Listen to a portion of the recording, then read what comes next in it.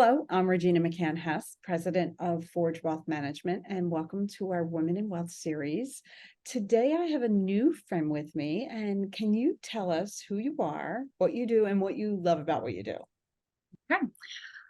Thank you so much, Regina, for having me today. I'm Miriah Rutledge. I'm a licensed marriage and family therapist and the owner of Choosing Change Counseling in Wayne, Pennsylvania. So I'm a marriage and family therapist, and my focus areas are communication, divorce, dating, domestic violence, and overcoming infidelity or trust issues. What I love about what I do, oh my gosh, what don't I love? I think there's a couple of things. It's the biggest honor to be let into people's lives in the way that I am, and to be able to hold space for their vulnerability and their pain. And then the other really cool thing is I get to see the other side of it. So I get to see them coming in and where they feel like they're, kind of maybe at rock bottom, or just not feeling great about where they are in life or what they've been through.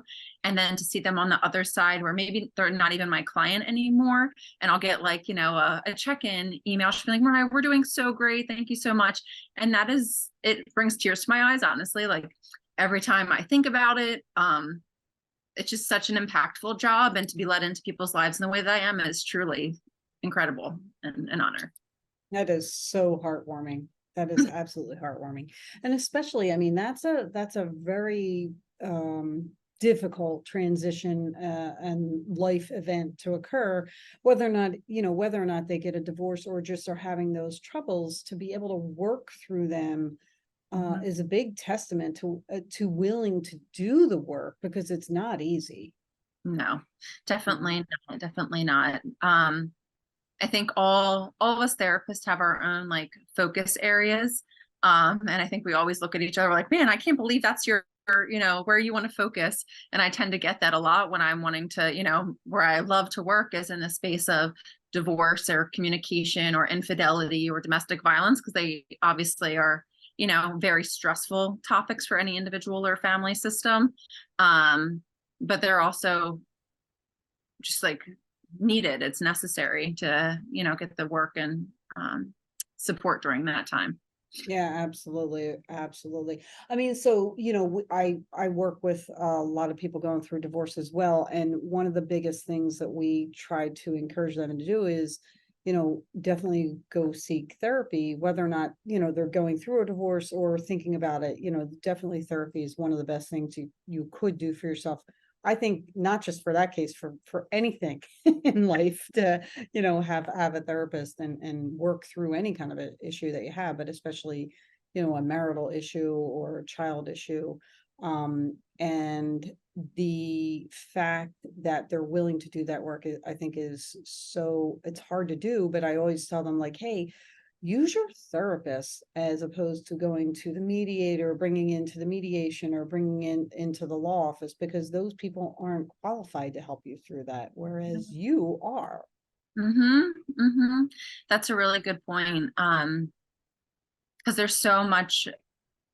is so much emotion in the divorce process. Even things, the law has its standards, when it comes to the financial division of assets or child custody, and there's so much emotion in there for the divorcing parties. And so to have to kind of separate that can be very difficult. And I think that's where therapists come into play. And also, we tend to be cheaper than an attorney. So, coming to us to kind of speak about the emotional side of things, to help kind of compartmentalize the different things that don't feel compartmentalized or easy to compartmentalize for the person themselves.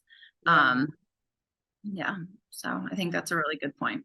Yeah. And then for the children too, because I think the parents are having so much pain themselves. I think sometimes they just forget that the children are hurting too. And, I know a parenting coach, and she has said something to the effect of, most parents have that serious conversation with their kids and then don't follow up with other conversations about hey, here's where we are now, and how are you doing that check-in with the kids. So, the fact that you're able to help kids through that and do some of the therapy for that, I think that's a huge help. Yeah, it's a transition for everyone. And one of the big things I try to do, especially with divorce, is reframe it as a restructuring of the family, not an end of the family. Because I Ooh, think I when like we that. go into it with that mindset, it's helpful for not only for the former, well, soon to be former partners, and also for the children. And it can help maybe mitigate some of the the negative feelings that go along with it, because naturally the children and the spouses are going to be in the grief process, probably different phases in it. But I think language is so powerful, especially going through like a big transitional time like that. So restructuring a family, not system, not the end of the family. Yeah, no, that I've never heard it stated that way. That's brilliant. Absolutely brilliant. Thanks for reformatting Yeah. reformatting that in my head. I can't even say it. I'm so impressed. I probably read it somewhere. I don't think that's mine. I am That's like, okay. That's okay. You can borrow it, and I'm going to thanks. borrow Yeah. it from you. Because I help it. Yeah, it definitely just helps you kind of like see things differently. Yeah. Yeah, that's great. So now, if people wanted to learn more about you, your practice, where would they go to learn more about you? So they would go to choosingchangecounseling.com. And there's you can sign up for our newsletter on the homepage. You can also send us a contact form if you're interested in one of our clinicians. So there are 13 clinicians, one of which is a nutritionist that specializes in eating disorders. And then all of us have our different like focus areas. So we see the youngest is 3 up through the 70s. And then we have a whole range of concerns that we're all different in who we see. And that way it kind of makes it easy as like a one-stop shop for families or that are coming through. And we use a systemic perspective. So everything is just like systems based. We believe in working within the context of relationships, because a lot of times the anxieties or things that people have going on or their like mental health symptoms are really relationally based, not because they themselves like have this really formal like diagnosis. And if we're able to work within the context of relationships, we can see a lot of symptom relief, which is pretty amazing. That's great. It's so helpful. Yeah, thank you. Thank you. And I know that I've heard this I guess stat before that going through a divorce is the second most traumatic life transition in your lifetime. And it's ahead of losing a spouse. The only thing it beats it is obviously losing a child, which none of us ever even want to think about. Yeah. So with divorce, I think grief when someone's still alive is a very different thing. You know, when we all, as someone who's married myself and someone who's also, I've been divorced as well. So, and I'm remarried now to the most wonderful human. Is that when we go into marriage, we have this vision of like, you know, what our life is going to be, what's our dream, you know, and we make plans together, or even we kind of make our own plans in our head of what it's going to look like. And then, so when it doesn't work out, it's like our story is cut short, and all those plans and dreams, then just, it's hard to envision that those are even possible again. Yeah. I think for a lot of people, and the longer the relationship was, I think the more difficult that separation or divorce can be.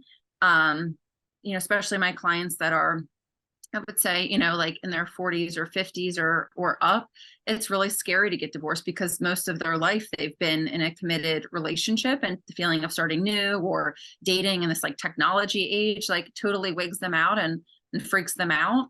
I think the other piece is it means a lot in terms of financial security for some people. And that can be difficult.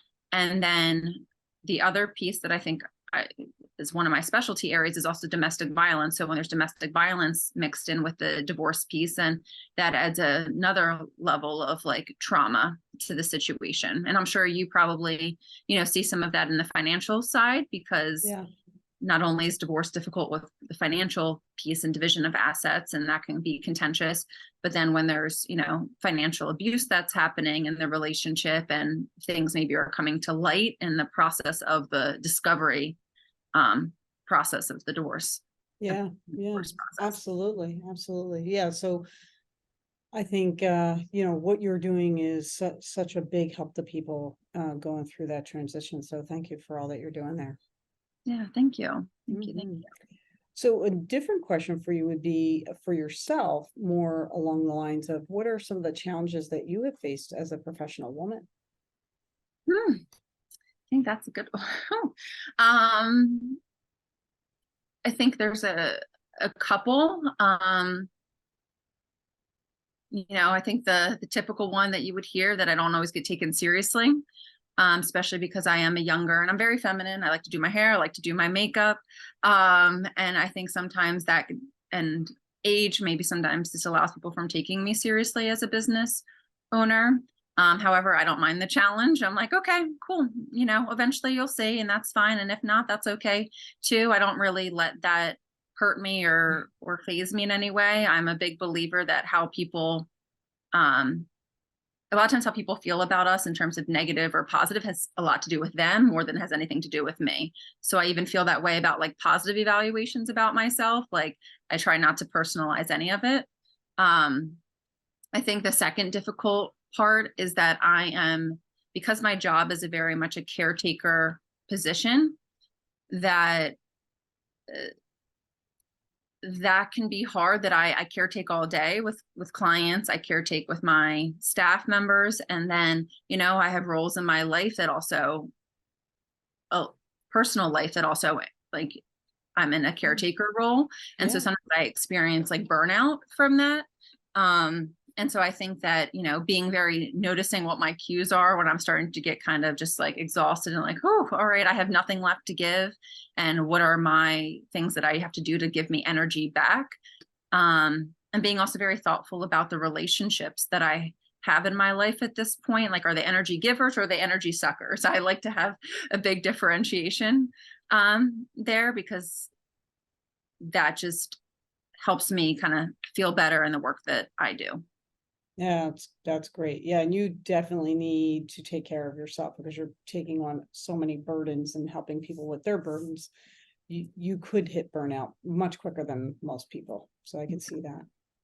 Well, let's look down the road. And what is your retirement vision look like? Oh. Or Um, what does your retirement vision look like if I'm using proper English?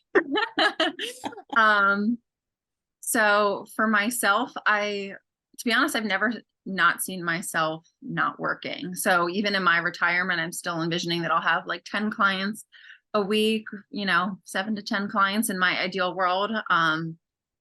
Just kind of like backtracking, but I'll get to the retirement fully, is I was literally one of those little girls that I could not wait to one day work. I could not wait till I turned 14 and I got to have my working papers and get a job. Like I was always envisioning life with like a briefcase and a Oh, blazer. that's And awesome. yeah, so, I think some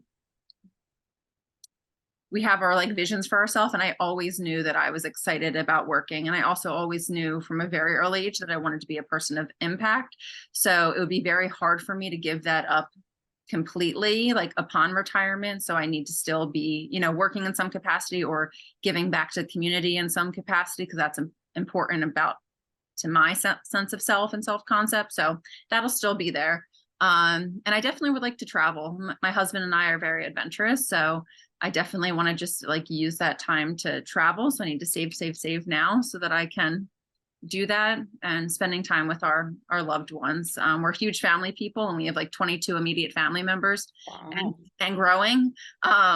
So wanting to be able to spend time with all of our loved ones during that time. Oh, it sounds fantastic. I love it. I love it. I love that question because I just hear so much passion and just the different visions that everyone has. And I'm like, oh, I like that one, so it's great. It's great. Yeah, Yeah. it's hard. And I think a lot of us, don't see retirement like the traditional sense of retirement. I can't imagine myself retired and like not having something to do because I'm just like go go go go go go go. Yep. I could not transition to, as much as I love reading a book, I couldn't do that every day. Yeah. Uh, So so that's true. awesome. Well, thank you so much for joining me. This has been such a pleasure, and I can't wait for everyone to hear your story. Oh, well, thank you so much for having me. It was so nice to meet you virtually, Yes, officially.